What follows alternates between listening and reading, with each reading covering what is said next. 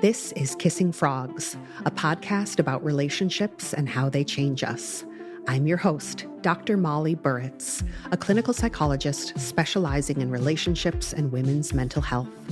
With my guests, we'll share personal, heartfelt stories about love and loss, from the first spark to the messy middle and whatever comes next.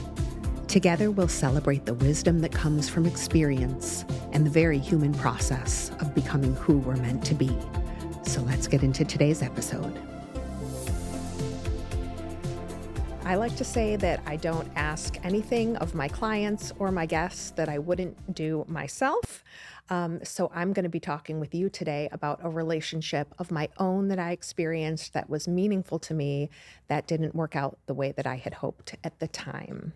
One of the myths that I often come across as a therapist and as a relationship expert is that people often think that my relationships must be perfect or they've always been perfect. And that really couldn't be further from the truth. In fact, I like to say that a lot of what I learned about relationships, I have learned the hard way. And while I'm really happily married now and have a beautiful, supportive relationship, it took a really long time to get to that place. And I have a wealth of failed relationships in my past that I really have drawn upon for experience and to learn and to grow from them. A lot of pain points, a lot of heartbreak that have taught me a lot about, what I want in a relationship and especially who I need to be in order to get what I want in a relationship. So today I want to share a story about a relationship from my past. So I want to set the scene for you guys. Okay, I'm going to take you back to Chicago. Now, brace yourselves. The year is 2002. So this is almost 25 years ago. Okay. So this is an old story. But I think it's an important one. And I want to set you up in time because 2002 is important because it was a year after 9/11. Okay. And that was a really culturally very important moment in our countries and our collective histories. And it was a time in our country when we were not divided as much as we are today. People really experienced this event collectively and all together. And there wasn't this sense of there being two sides and the two vastly different experiences of how it happened. So it was really present in the cultural identity. And I was living in Chicago at the time, a neighborhood called Lakeview, which is right near Wrigley Field. Now, I was in a totally different career at the time. So very different phase of my life. And I remember I had gotten cast, and at the time it felt like a really big role. I was in this show called Tony and Tina's Wedding. And my character I was playing a stripper. Now, this is important for you to know because I had gotten an assignment from the director that I had to go to a strip club to research the role. I had never been to a strip club before.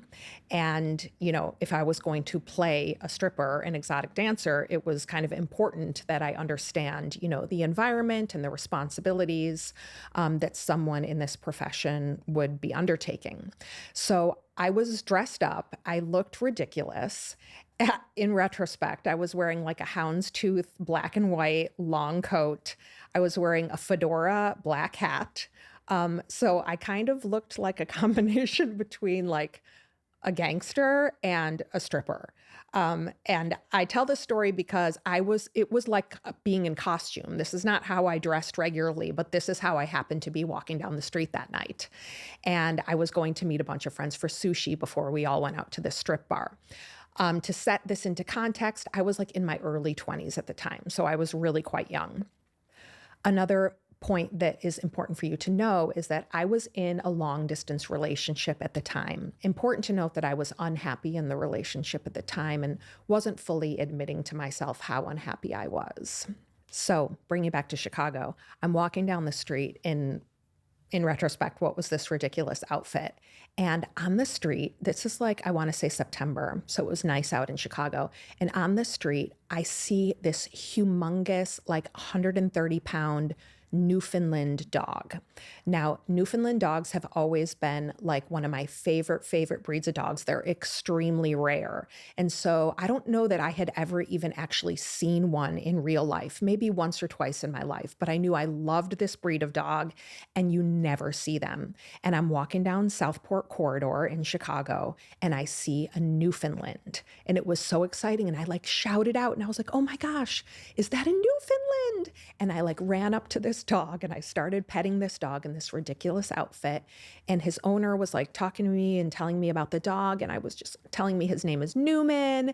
And like, I was just playing with the dog and loving on this dog. And then like in the next second, I happened to finally look up to look at the owner. And I lock eyes with this guy. Okay. And maybe you're listening or watching out there and you have had a moment like this in your life where you just lock eyes with someone, and it was almost like the whole world stopped. Our eyes met, and I mean, he was incredibly attractive, but there was something about that moment that was energetically so intense that all of my focus shifted from the dog to this person in front of me. And it felt mutual. It felt like something stopped. And it was very jarring. But I knew that I was very compelled by this person. And we started walking down the street together. Now, I'm going to call this guy Mr. Chicago. And the reason I'm going to call him that is because my parents gave him this nickname. And he had been living in Chicago for a long time. I had just moved there. And long story short, he ended up showing me a lot of Chicago, and he was a huge Chicago fan, and he was a wonderful, wonderful person to be a tour guide to Chicago and get me to know like the entire city. He was so great. And he was really enthusiastic about Chicago. So my parents nicknamed him Mr. Chicago. I don't think he knows that to this day, but that's what I'm going to call him. So Mr. Chicago and I start walking down the street together, and we start having such a compelling, interesting conversation. Now, I don't remember what the hell we talked about. I have no idea. I just know that I was walking down the street with this stranger, and I was completely taken by him. So I remember at one point, I started asking him about Newman, his dog. And I was asking him, where did you get him? Was it from a breeder? Was it from a rescue? How old was he? And he was sort of reticent to answer some of these questions, but then he finally said, actually, I didn't have him from the time he was a puppy. He was my fiance's dog. And I remember the moment now, even all these years later, I can remember the feeling in my heart when he had said fiancé, that like my heart kind of sank. And it was a tell at the moment because I was in a relationship, but I found myself really disappointed that this person had a fiance. But I also noticed he said he was my fiance's dog, and that was in the past tense. And so, I stopped and I said, oh, did you guys break up? And he said, no, she was actually killed in the World Trade Center on 9/11. Whoa. So I'm walking down the street with this complete stranger who I was drawn to because of his dog. And he tells me that the dog belonged to his fiance who was killed in the World Trade Center. And this is a very intense conversation to be having with someone who you just met and are going for a casual walk down the street because you happen to be walking in the same direction. And I just remember like being struck by his humility and his authenticity and how hard it must have been to say that, remembering in context that this was only about a year after the towers came down. And we kept walking, and we didn't, I remember telling him like, I'm really sorry to hear that. That's really sad. We kept walking, and he dropped me off at the sushi restaurant. And we just said, so nice to meet you. So nice walking with you. And in my head, I was like, I'm partnered. Like I have a boyfriend. Yes, he lives an ocean away, but I'm in a relationship, and I left.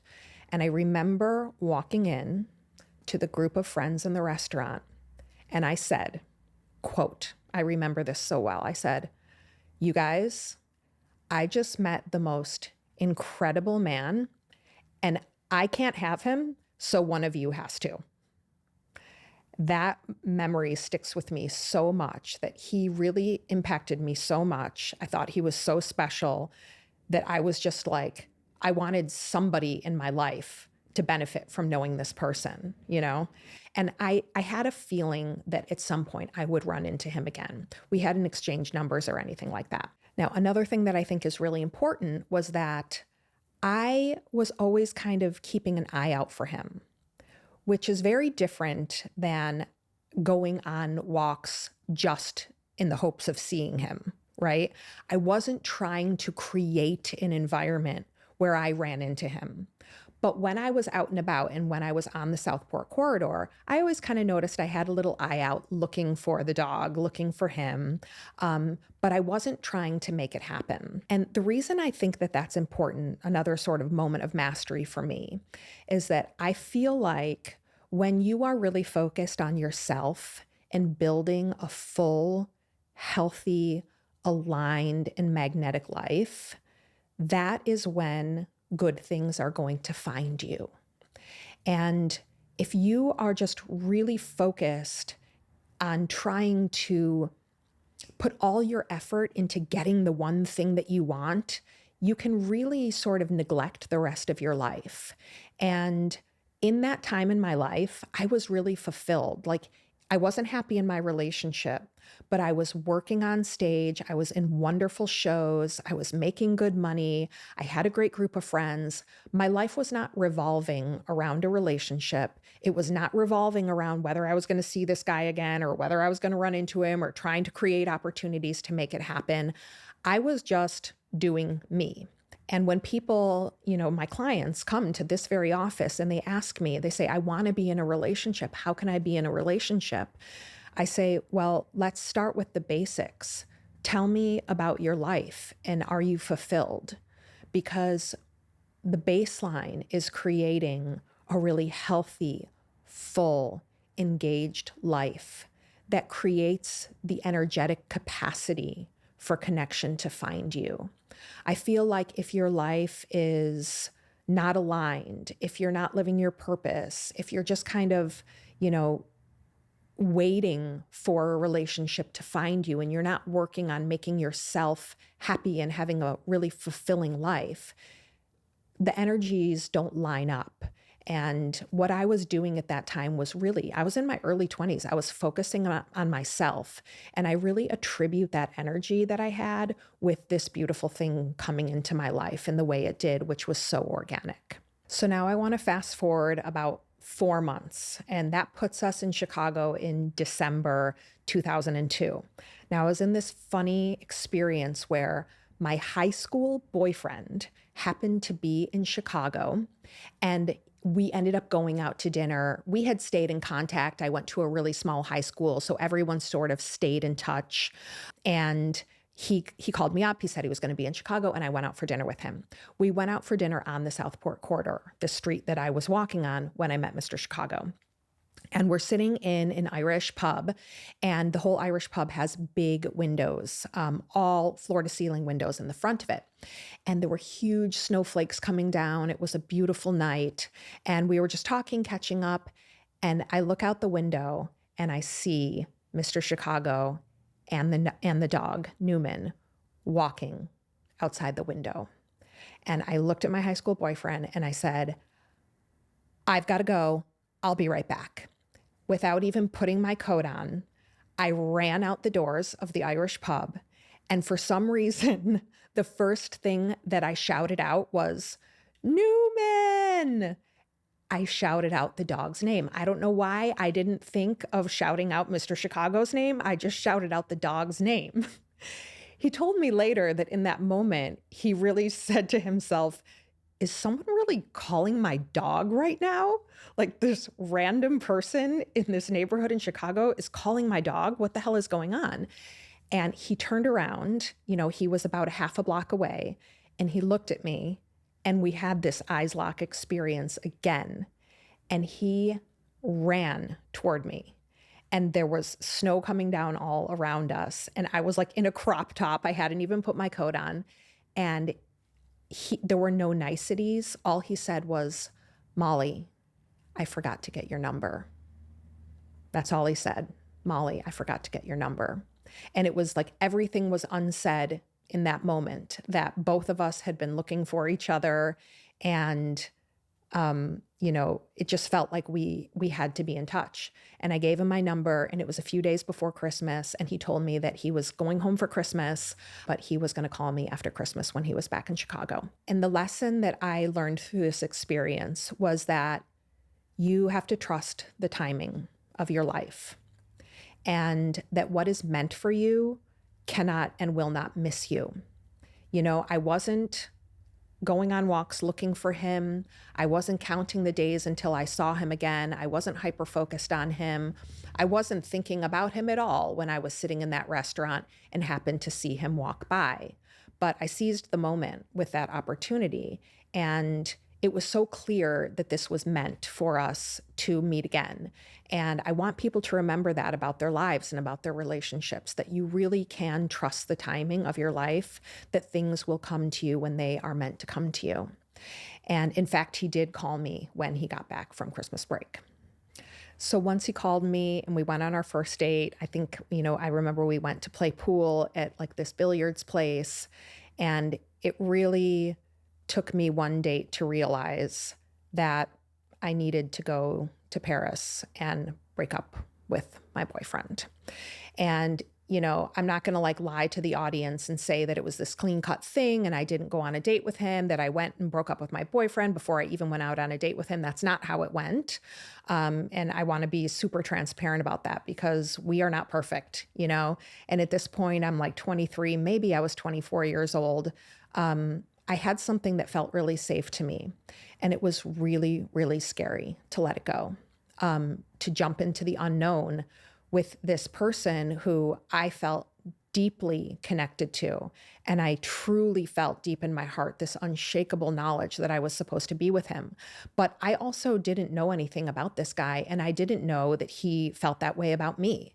So I really did have to take this leap of faith and end this relationship that by that point I really had admitted to myself wasn't working for me any longer, and that maybe it never really fully had. What I realize is, to have an extraordinary life and to have extraordinary love, you have to be willing to let go of the thing that is comfortable for you in order to create space for something extraordinary.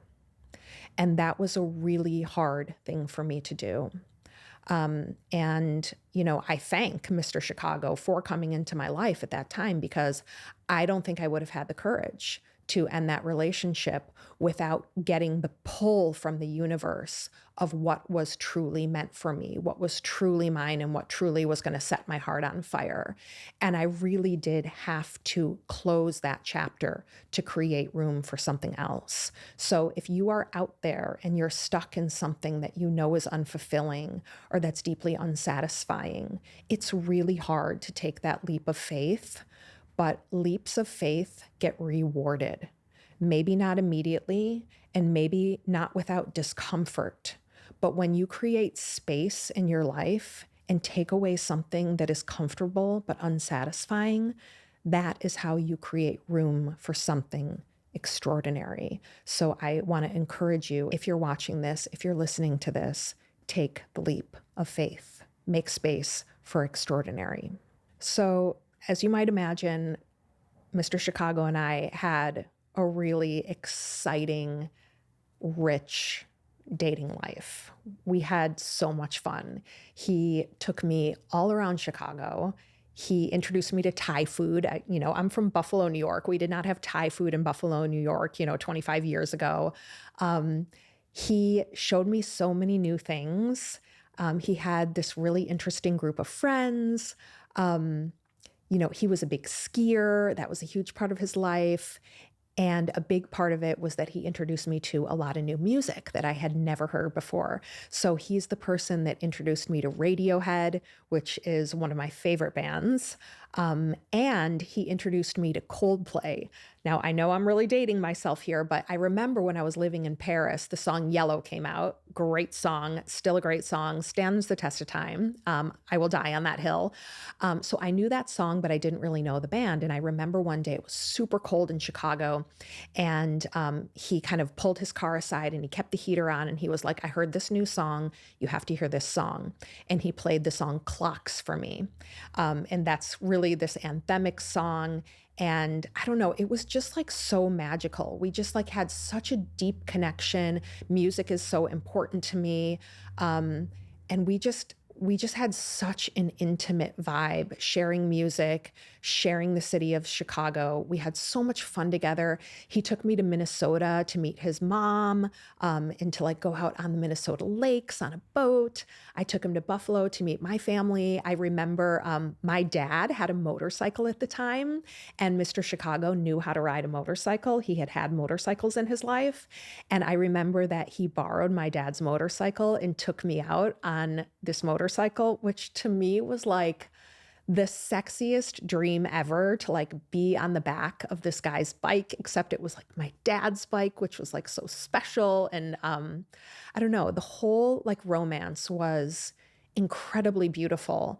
And it was such a dopamine hit, like, have you ever had this experience where like you're falling in love and you feel like you don't have to eat, like you don't have to sleep, like you just want to be like wrapped in each other's arms, and like the whole rest of the world can completely disappear and you're having this like insular magical experience? That's truly what my relationship with him was like for months. And if you've ever been in this state of mind, this feeling of like being deeply in love and like totally like you're on drugs, maybe you know also the feeling of like where you want to tell someone that you love them so much that it feels like if you don't say the words, they're going to burst out from your chest and they'll escape without your, conscious knowledge. That is totally how I felt about Mr. Chicago. And he had not told me that he loved me. And I always had this rule in my head that I would never say I love you to a guy first. And I think that rule is kind of rooted in fear, right? That I wanted to be in a power position. And I felt like if I said I love you first, that gave me less power in the relationship. But my feeling for him was so compelling that I could not stop myself from saying it. And I told him that I loved him. And he said it to me back. And one of the moments of mastery that I learned from this experience is that it does not matter who says, I love you first. What matters is what happens after that. What matters is whether they say it back. What matters is how safe and secure and welcoming your love is received. And that's the moment that you need to pay attention to. And that's what I learned. And I didn't know it before. I thought it was all about who said it first. I thought it was about power. And what I realized through this relationship is that saying I love you is not about power. It's about a gift that you have to give. And what you want to be processing is how that gift is received. Is it received with love? Is it mutual? And that's the experience that I looked for in every relationship after this one, was not about who says it first, but how is it received? And I remember the next morning, he was getting up and getting ready for work, and I had a bit of an emotional hangover. I remember feeling a little bit nervous, like, oh my God, I told him I loved him last night and he said it back, but like maybe he said it because he just felt like he had to and it was awkward. And I was scared. And without him asking me anything, or I'd never told him that I was worried about it. It was something I was carrying inside. As he got ready for work and he was dressed and he was about to leave, he came up to me and he gave me a kiss and he told me, I love you, Molly. And it was so solidifying. And that really, concretizes what I feel about saying I love you. It's not about who says it first. It's about what happens afterward. And he knew enough. He had enough emotional maturity in that moment to know that last night was a big risk that I took. And he offered me the reassurance by saying it again, by initiating it without me even asking. That's the kind of love that I look for now, is when you get love without even having to ask for it. That's the kind of love that you deserve. A lot of you watching or listening out there might be wondering, okay, but what about this woman who died in the World Trade Center? And it's really important that I talk about that part of the relationship because it was an integral facet of the relationship. And this woman, she was very present in our relationship. Mr. Chicago would often tell me that he felt like had a hand in getting us together because we met through his dog. And in fact, me seeing Newman down the street and running up to him and calling out his name, that is all because of, Mr. Chicago would not have had Newman if it hadn't been for him. And in fact, that's how I met him. So he always felt that and he articulated it. And I really felt presence in his home. I don't remember if she had ever lived there, but I know that about 6 months before she died, decided to move to New York City for her dream job, which was at a trading firm in the World Trade Center. And so she and Mr. Chicago began a long-distance relationship, and she moved to New York. And he was visiting her on Tuesday, September 11th, 2001. And he remembered saying goodbye to her that morning. And he remembered hearing a really loud sound overhead from her Soho apartment. And he remembered looking out of the window and seeing a hole in the tower in the shape of an airplane. And he did a quick calculation in his mind, and he realized that the hole was only a few floors below where had sat. So you can imagine, the level of fear and panic that this induces in someone. And I don't want to tell too much about his story because that's his story. And I hold his story sacred. But what I can tell you is about him. He is a person that showed up with so much integrity. He stayed in New York for weeks, looking for, staying in close contact with her parents, and did everything possible to try to ease the greatest pain of their lives while also managing his own pain. And I remember he told me that the nature of their relationship was like they were best friends that also were attracted to each other and had a good sex life. And I remember when, he told me that, I remember thinking yeah, but what about that deep feeling of intimately being in love that I had with him? And it didn't seem to me like that wasn't something that he was articulating about their relationship. That part of a relationship to me is non-negotiable, and it's absolutely required in any love relationship that I'm in with an intimate partner. But their relationship seemed different, and I didn't fully understand it, but I knew that it was very serious.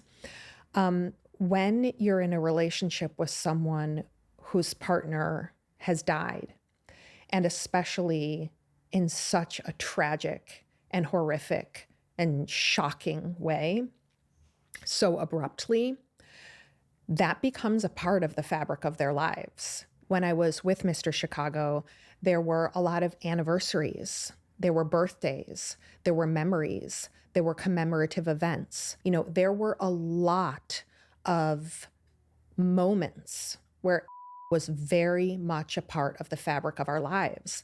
And that was something that I was there for, and it was hard for me. It's hard living with the ghost of somebody that your partner loved and that was taken in such a tragic way. And Mr. Chicago was incredibly strong. I remember asking him, don't you ever get scared that this is going to happen to you again. Like, no one would have ever thought, he was like 27 or 28 at the time when she died. No one would have ever thought that his partner would die and be taken away from him so abruptly. And I just can imagine how that would make you scared to love again for the rest of your life. And I remember him saying to me, no, I'm not scared because I look at it statistically. That happened to me once and it was horrible. What are the chances that it would ever happen to me again? And that is another moment of mastery that Mr. Chicago taught me that I take with me for the rest of my life.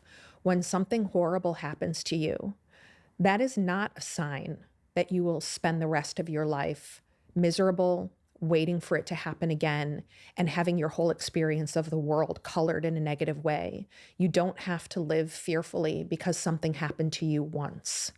In fact, you can see it as, that happened to me, I survived that, and that was horrible. And what are the chances that that will ever happen again?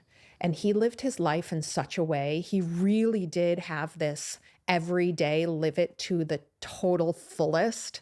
He really had this joy and this intensity about him. He wasn't anxious.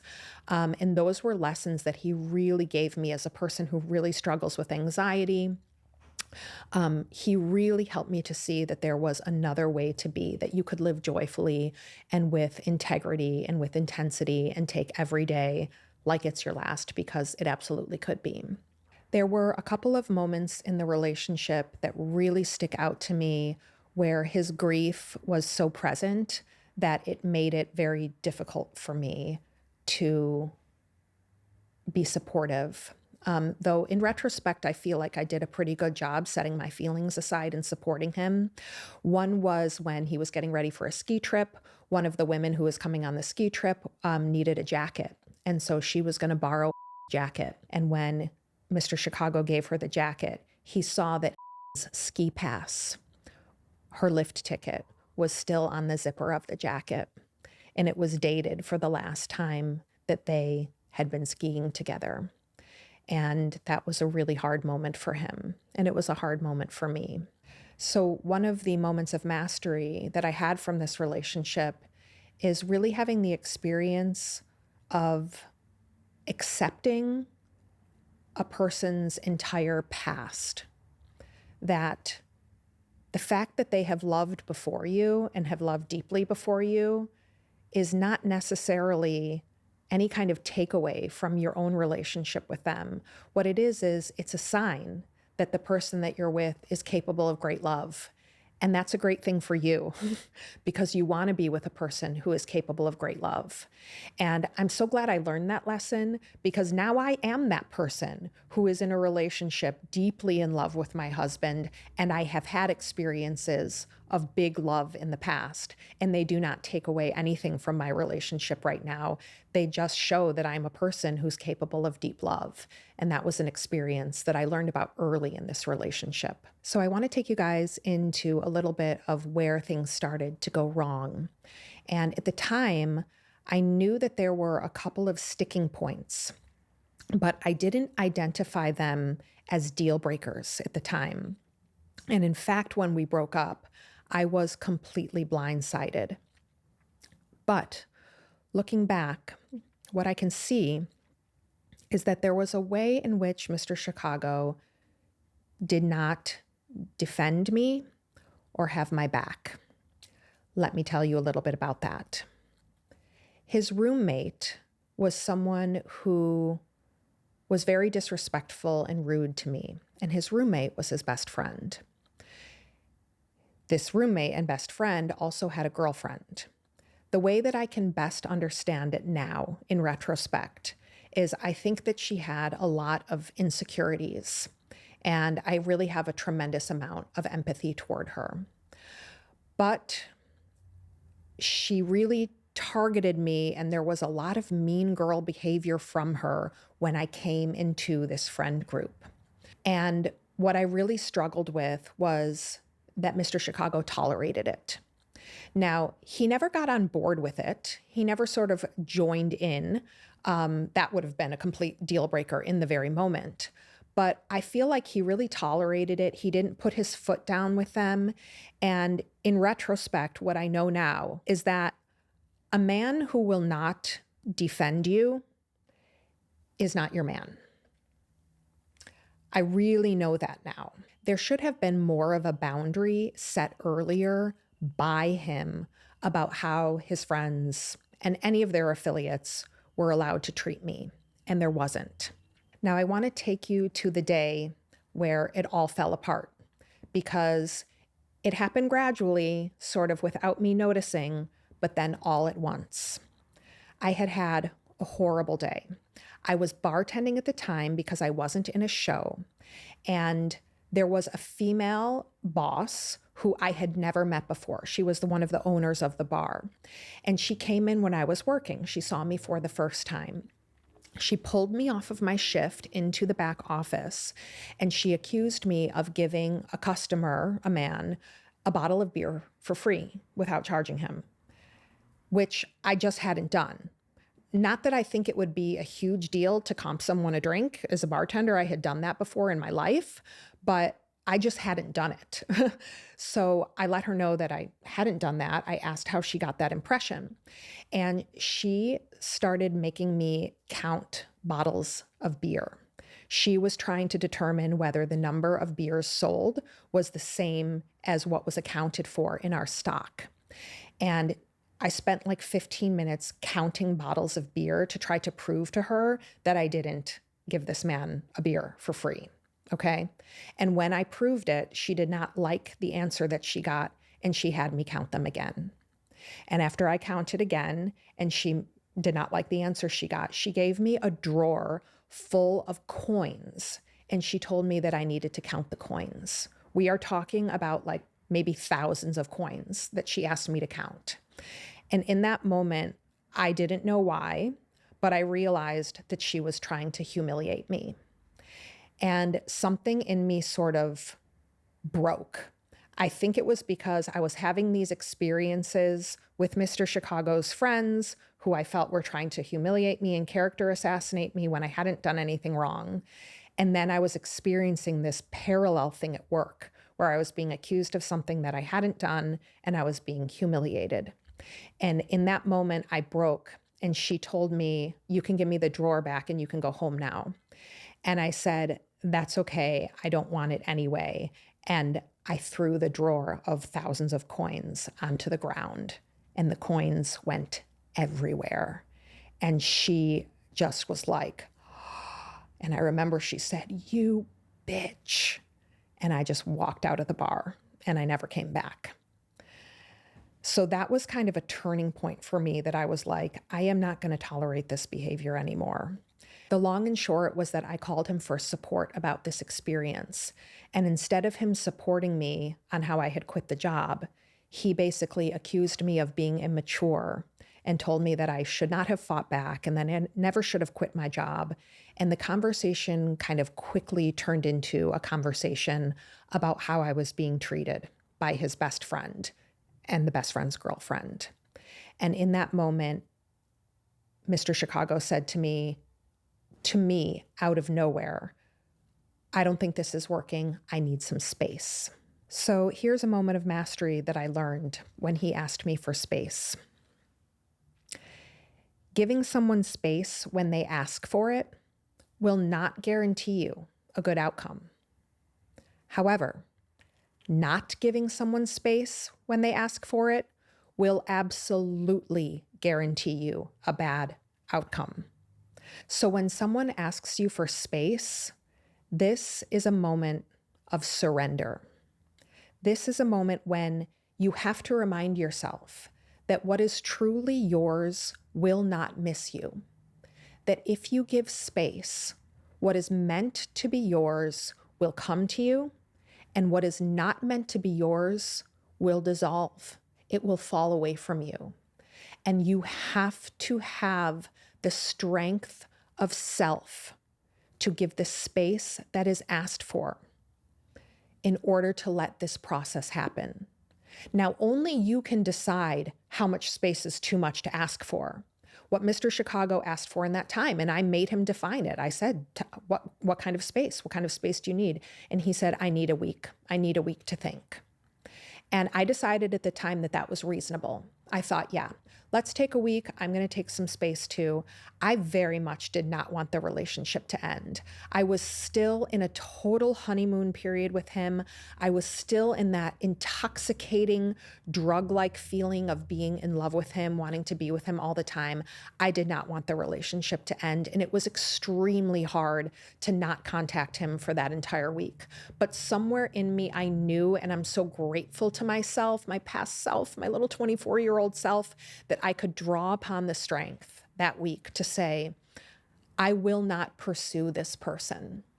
I will let the chips fall. I will let the hand be dealt.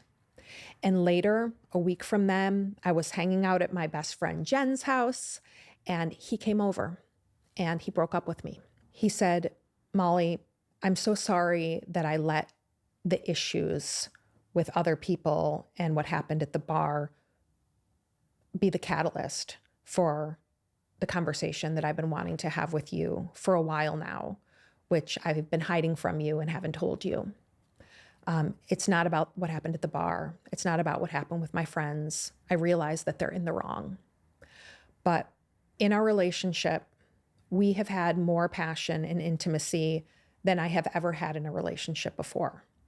I've never had a relationship like this where there was so much passion, so much intimacy, and it makes me uncomfortable. That's what he said to me.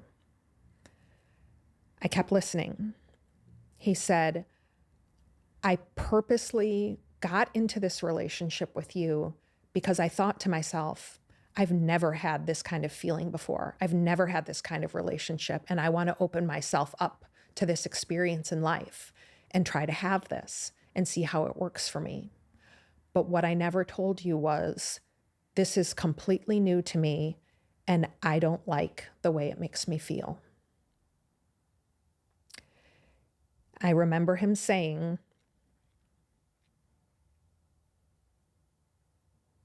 it chokes me up right now, 25 years ago, I remember him saying, and he was so right, you need to find someone who can give you the kind of passion and intimacy long-term that you deserve. And this was a dramatic changing point in my life, because up until then, I thought that love was enough. It's a very young way of thinking. I really thought that love was enough. But when someone is kind enough, respectful enough, and has enough integrity to tell you the truth, even when it hurts, you have to accept that as the greatest gift that they could ever give you. And that is why to this day, even though I haven't talked to him in 25 years, I have so much love for Mr. Chicago, because he had been hiding something from me our whole relationship that was a sticking point for him. I wish I had known about it, because I might have guarded my heart a little bit more, but I didn't. And what happened happened. And when it mattered, he told me the truth. He didn't keep me hanging on. He didn't drag me around for months while he tried to sort out his ambivalent feelings. I knew that he loved me. He loved me, and he still broke up with me because he knew that I deserved something different than what he could give me. And that is love. That's how I know that he loved me. If he didn't love me, he would have stayed in the relationship with me and given me a half-assed relationship and continued to get the good stuff that he could get out of the relationship while also not committing to what he knew I truly desired. But he didn't do that. And that is how I know that that is a man of deep integrity. And that integrity was on display after 9/11. That integrity was on display in how he treated me throughout our relationship and in how he left me. So if you're anything like me,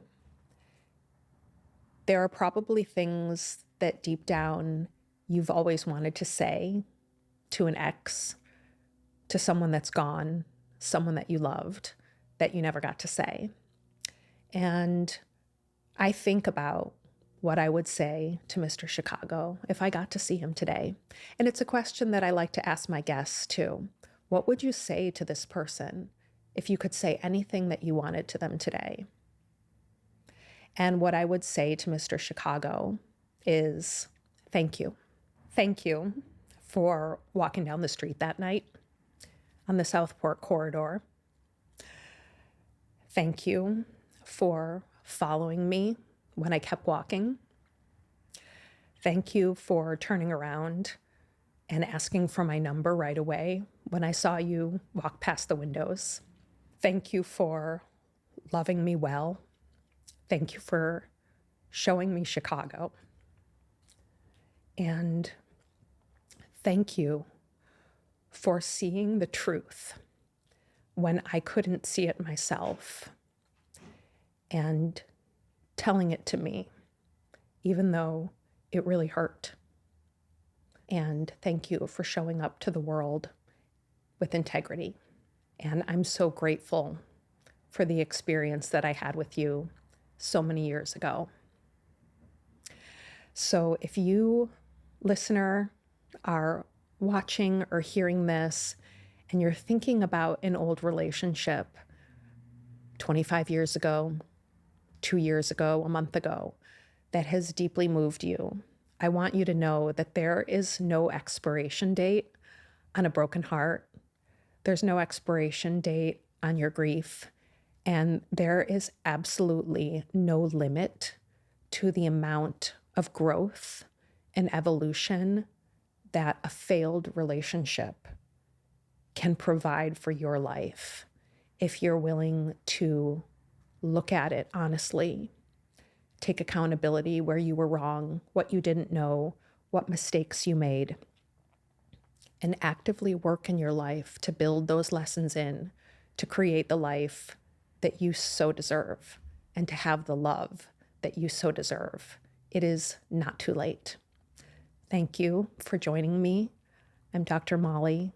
This is Kissing Frogs, and that's our time for today. Thank you so much for listening to today's episode of Kissing Frogs with Dr. Molly Burritz. I want to hear your thoughts on it, especially if you loved it. So please leave a comment on Spotify or rate and review the show on Apple. Don't forget to subscribe while you're there. And if you think that a friend would enjoy this podcast, please share the episode with them. That's the absolute best way to help the show grow. You can find me on socials at Kissing Frogs Pod and at Dr. Molly Burritz. That's DrMollybUrrets. See you next time.